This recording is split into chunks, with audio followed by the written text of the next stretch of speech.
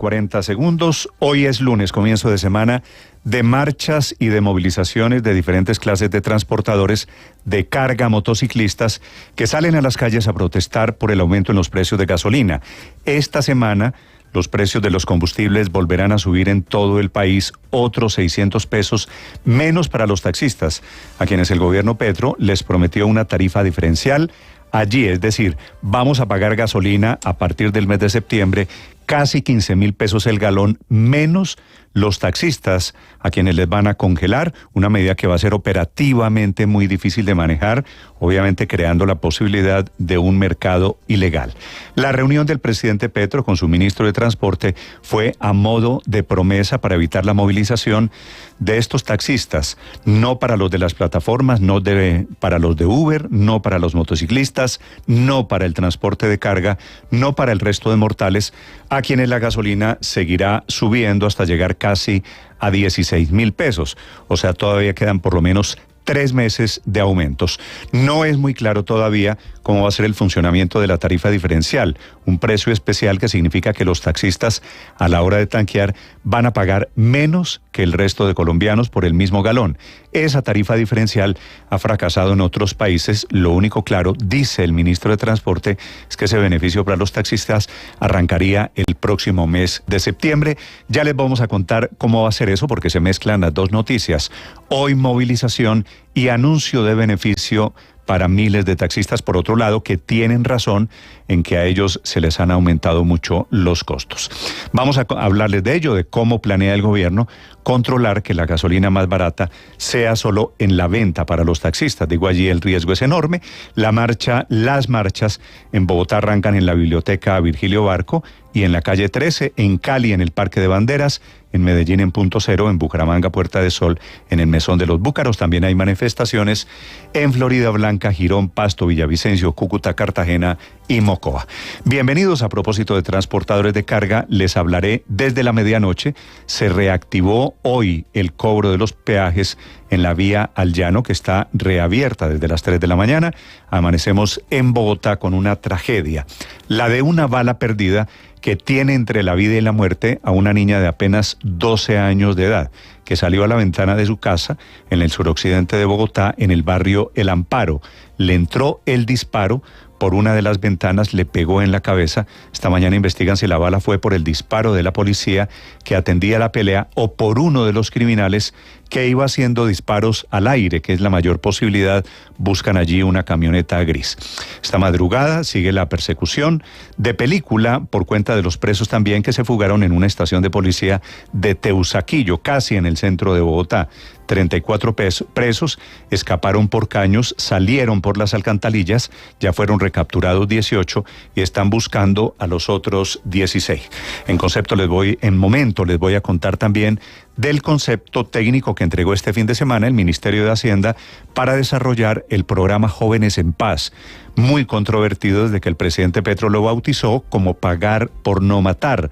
Dice el ministro Ricardo Bonilla que el programa tiene un presupuesto de 1.2 billones de pesos, que estará a cargo de la ministra Francia Márquez, actual vicepresidenta del gobierno. A propósito del presidente, les contaré de su desmentido. Dice que no sufre de depresión, que es la versión de Ingrid Betancourt, que sus ausencias son porque le recargan la agenda y que no tiene problemas de salud. El presidente se encuentra en Costa Rica esta mañana y tiene fecha tentativa de regreso mañana martes. Así dice el decreto. Se encuentra solamente con el canciller Álvaro Leiva. El presidente este fin de semana, en entrevista con la revista Cambio, anticipa cambios en la terna que le enviaron a la Corte Suprema de Justicia, de la cual saldrá el nuevo fiscal general de la Nación para reemplazar al actual Francisco Barbosa. Admite el presidente, que era un secreto a voces, que están pensando sacar a una de esas 3 mujeres ternadas, tal vez Amparo Cerón, que descubrieron un poquito tarde que tenía relación con Néstor Humberto Martínez, y a ellos eso les parece un pecado. A ellos, quiero decir, al gobierno. Fue investigadora del escándalo de Brecht, la nueva investigación del caso que está pidiendo el presidente, así que no la ven con buenos ojos. En esa misma entrevista, el presidente responde a críticas por ausencias e incumplimientos y dice que la culpa es de su equipo, que le sobrecarga la agenda. así la agenda esté confirmada, así la agenda no sea solamente en horas de la mañana. Le echa la culpa a su equipo, niega estar enfermo, dice que no tiene ninguna enfermedad no grave y que muchas veces se le olvida el reloj para llegar a tiempo a todo lo que le ponen en la agenda oficial. Bienvenidos, hablamos de esto. Les hablaré en España de la reaparición de Jenny Hermoso, convertida en la mujer símbolo del feminismo contra Luis Rubiales, a propósito sancionado por un colombiano, el exmagistrado de la Corte Constitucional, Jorge Iván Palacio, que es el director de esa comisión disciplinaria de la FIFA, que lo sancionó por 2 meses. El señor Rubiales se aferra al cargo, no quiere renunciar. Esta mañana sale en su defensa su madre, su mamá, que inicia una huelga de hambre.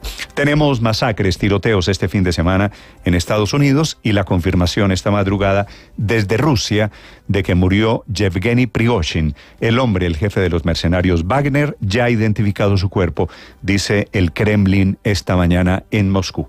Son las 6 de la mañana, 6 minutos. Hoy es lunes 28 de agosto, comenzamos una semana. Les deseo mucha suerte. Tenemos problemas de orden público en diferentes regiones del país. En Antioquia sacaron a la fuerza a 55 militares que estaban en operativos antinarcóticos. Aquí está lo más importante en el resumen que preparamos en Voces y Sonidos en Mañanas Blue.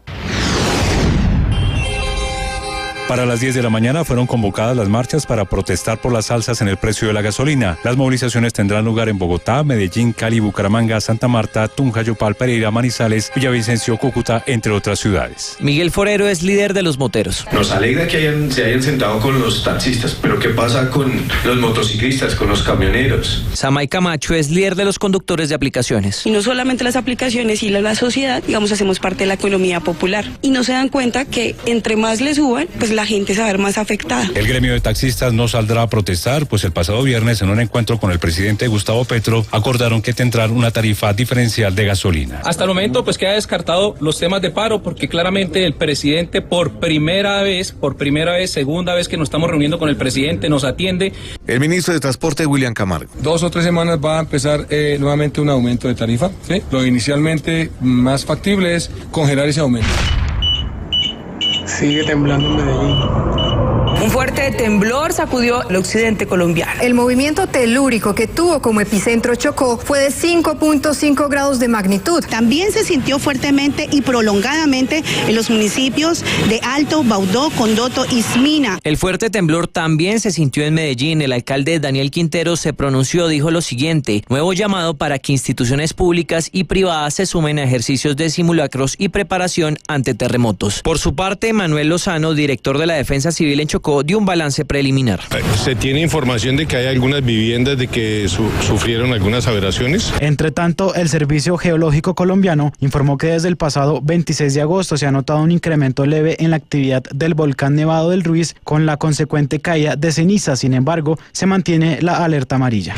El presidente Gustavo Petro, en una entrevista a la revista Cambio, le salió al paso de los insistentes rumores sobre los supuestos quebrantos de salud que lo han llevado a cancelar sus compromisos. Aseguró que no es nada grave y es lo mismo de siempre. Además, se refirió al presunto atentado en contra del fiscal Francisco Barbosa. Que el fiscal no tiene que guardarle la espalda al presidente porque el presidente no tiene por qué temer de eso. También el mandatario de los colombianos se refirió a un posible remesón ministerial. Pues no te puedo decir sí ni no, digamos, depende de los resultados. El mandatario también se refirió a su estado de salud.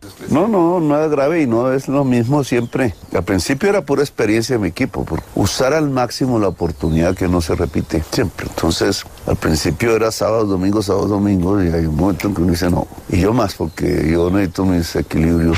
Desde este lunes empieza a definir el futuro de las EPS que se declararon en crisis debido a la falta de recursos. Así hablaba el presidente Gustavo Petro cuando mencionaba esta crisis que hoy enfrentan las prestadoras de salud. Si yo quisiera acabar las EPS, ¿sabe qué hago? Sí. Dejo que pase lo que está pasando. Y les demora un poquito los pagos. Y entonces, eso es un dominó. Y hace que... No, ni siquiera hay que demorar pagos. ¿No? Serán miles de jóvenes a los cuales les vamos a pagar por no matar Un duro cruce de cuestionamientos se dio entre el presidente Gustavo Petro y la oposición por la financiación de Jóvenes en Paz, el programa que le pagará $1 millón a 100,000 jóvenes por no matar y que ya se definió costará 1,2 billones de pesos al año. El Ministerio de Igualdad de Francia Márquez será el encargado de realizar las transferencias a los beneficiarios. El asesinato de una candidata al Consejo de Jamundí en el Valle y su esposo vuelve a encender las alarmas por la violencia política. Las organizaciones y partidos piden garantías de cara a las elecciones regionales. Un nuevo atentado explosivo se registró anoche en Tuluá, en el Valle del Cauca. Los hechos se registraron en inmediaciones del barrio Salesiano, cerca al centro del municipio de Tuluá, la cual sería la casa de los padres del candidato a la alcaldía de este municipio, Gustavo Vélez. La senadora por el Centro Democrático, Paola Holguín. El llamado al gobierno nacional es para que garantice unas elecciones libres, transparentes y sin presión de las estructuras criminales. La MOE también se pronunció. Mauricio Vela es el coordinador del observatorio. Realmente el tema de las elecciones ingresa a este tema de las negociaciones, es decir, esto debería ser en estos momentos uno de los temas prioritarios, tanto con las negociaciones con el ELN como con el Estado Mayor Central. Soldados habrían sido expulsados por la comunidad de La Montañita en el departamento de Antioquia. El ejército dice que fueron retenidos en contra de su voluntad. Sin embargo, la comunidad está desmintiendo esta versión. Habla el comandante de la 4ª Brigada del Ejército, el general Juan Carlos Fajardo. Cerca de 200 personas de forma tumultuaria los rodean, les impiden cumplir con la misión y los privan de la libertad. Esas acciones por vías de hecho en contra del personal militar estarían siendo dirigidas por el Grupo Armado Organizado Residual Estructura 36. Jainover Jiménez es el presidente de la Junta de Acción Comunal de La Montañita. Le pedimos el favor de que nos desocupara el territorio porque realmente a nosotros no nos conviene por ningún lado de que ellos estén, porque paran las actividades laborales de la gente, porque a la gente le da miedo salir a trabajar cuando ellos están por ahí escondidos en el monte. Las fuerzas militares informaron que integrantes de la estructura Carlos Patiño del Estado Mayor Central de las disidencias de las FARC amenazaron a la población civil del corregimiento El Plateado en Argelia, Cauca, y los obligaron a realizar denuncias falsas en contra de las fuerzas militares. General Eric Rodríguez, comandante del Comando Conjunto número 2. Ese relacionamiento o esa influencia o injerencia que tienen estos grupos criminales sobre nuestra población y también a estabilizar el territorio. Es una tarea que primariamente tiene que ser militar y la estamos adelantando las fuerzas militares, pero también es una tarea de acción unificada. A partir de este lunes vuelve el cobro del peaje a todos los vehículos que circulaban entre las ciudades de Bogotá y Villavicencio por el corredor de la Vía al Llano. La medida ha generado controversia entre los transportadores. Grave, porque estamos jodidos y seguimos jodidos, entonces esperar qué pasa, que rebajen los peajes y que nos arreglen las vías, eso pagamos. La ministra de Trabajo, Gloria Inés Ramírez, le respondió a los gremios que manifestaron que el proyecto de reforma laboral fue presentado por debajo de la mesa. Aseguró que sí hubo acuerdos. Pues primero, no hay nada que sea por debajo de cuerda. Debajo de cuerda significa que nadie conocía. Así ustedes mismos me estaban preguntando, yo les he dicho, en 2 semanas termino y en 2 semanas la radico. Eso es lo que hicimos. Jaime Alberto Cabal es el presidente de FENALCO. El impacto de esos costos laborales va a crecer, lo mismo que el de los dominicales y festivos, que pasa del 75 al 100%. Los costos en la generación de empleo, o sea, en la destrucción del empleo, serían enormes. Nuevo capítulo en el Culebrón Rubiales. Ángeles Béjar, la madre del presidente inhabilitado de la Real Federación Española de Fútbol, se encerró en la iglesia de la Divina Pastora de Motril y se ha declarado en huelga de hambre hasta que se encuentre una solución a la cacería inhumana y sangrienta que están haciendo con mi hijo, según ella, con algo que no se merece. Entre la vida y la muerte permanece una niña de tan solo 12 años que resultó herida en su cabeza por una bala perdida, en hechos que ocurrieron en el barrio El Amparo de la localidad de Kennedy. Al parecer, una balacera se desató en medio de una riña, según versiones recogidas por la Policía Metropolitana de Bogotá. El otro hecho de la noche que tiene que ver con la fuga masiva de detenidos en la estación de Teusaquillo en el centro de la ciudad. Huyeron por un caño, salieron por las alcantarillas, levantaron las tapas y hasta esta madrugada eran 18 los recapturados. Al parecer allá cogieron 4, sí, en el caño. Y aquí se metieron, levantaron la tapa y echaron hacia abajo. Metió el centro, Rui, cabezazo del gol. Millonarios fue superior a Nacional y se llevó la victoria en el clásico de la fecha. El equipo embajador ya es cuarto en el torneo. 1-0 concluyó el compromiso. Alberto Camero. La molestia mía era que cuando tú juegas contra un gran equipo como esto, como Nacional, y tienes posibilidad, le vas a ganar 1-0, con 10 hombres, tienes la posibilidad de hacerle otro, hay que hacerle otro. Estás escuchando Blue Radio.